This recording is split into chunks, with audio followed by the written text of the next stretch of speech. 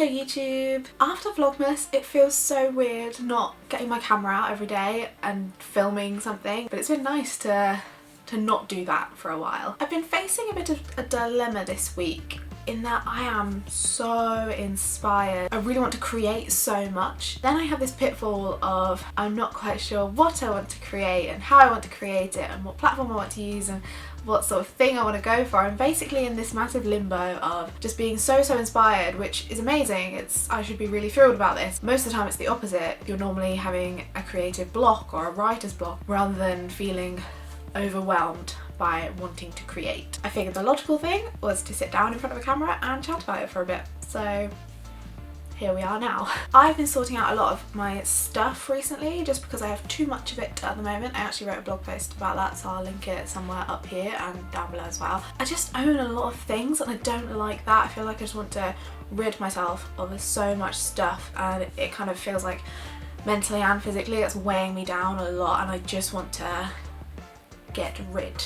This has meant countless trips to the tip, or the recycling centre as it's now called, and charity shops, and it still feels like I'm getting nowhere. I'm currently looking at like all of the stuff around me just thinking like, how is it all still here? Why is it not going? I did also come across one of my old uni notebooks for my creative writing class, and it was where I think there was an option to do either screenplays or a radio show or a short story, and I did a screenplay. Previous to that I'd never written a screenplay in my life. I think that's partly why I chose to do that, but as well I used to do a lot of creative writing in short stories, and I don't know, I think I just felt like why not try something different. And since writing that, I've always had it in the back of my mind as something I actually want to make real. I want to create it and make that little short film. I think it was 10 minutes long or something. Realistically it'd probably be shorter than that, but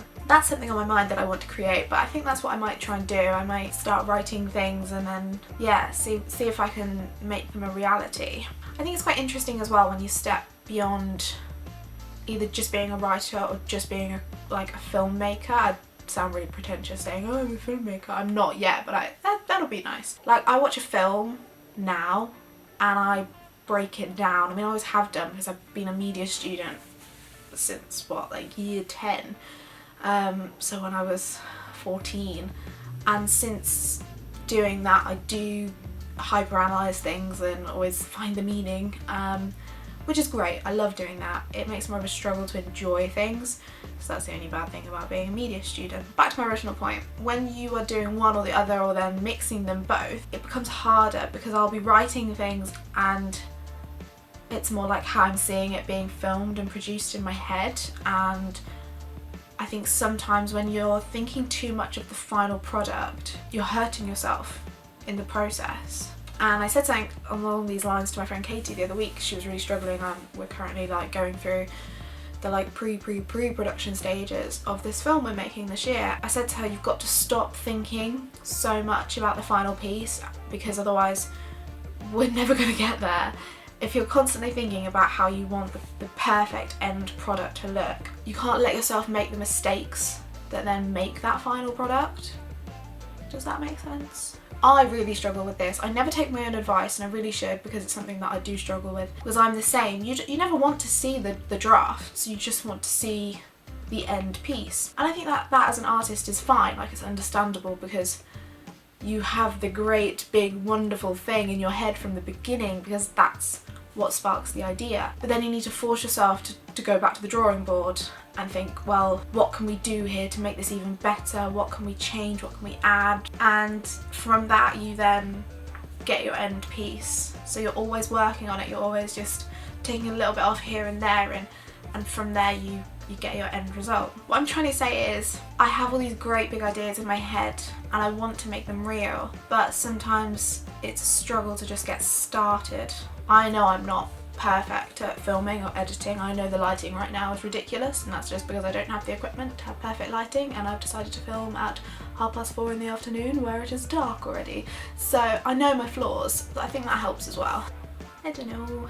it helps and hinders that there's so much great content on YouTube that I've been discovering recently. Obviously this past year I've been doing a lot of vlog style things and I've enjoyed doing those, but I think in my mind I've always known that it's not exactly the thing that I want to do solely. Like I really want to be artsy fartsy, I really want to be pretentious, and that's probably the bottom line of it. Obviously I hope they'll have a lot of great meaning and wonder to them as well, but I think I just want to focus a bit more on something that I haven't quite got it yet.